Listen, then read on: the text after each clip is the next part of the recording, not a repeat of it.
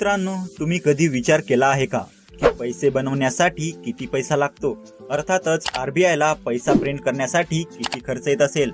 तर रिसेंटली एक आरटीआय दाखल करण्यात आली होती. त्यानुसार आपल्याला माहिती मिळते तर 10 रुपयाची नोट प्रिंट करण्यासाठी 96 पैसे आरबीआयला खर्च करावे लागतात.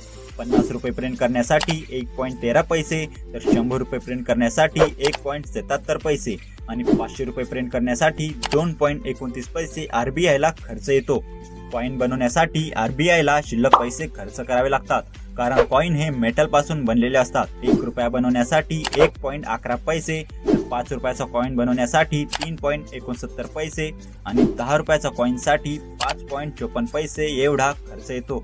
अशातच तुमच्याही मनात हा प्रश्न आलाच असेल की आरबीआय कॉइन ऐवजी नोटाच का प्रिंट करत नाही? तर कॉइन हे लॉंग टर्म मध्ये यूज केला जाऊ शकतो. नोटा ह्या कागदापासून बनलेल्या असल्यामुळे काही काळानंतर खराब होतात.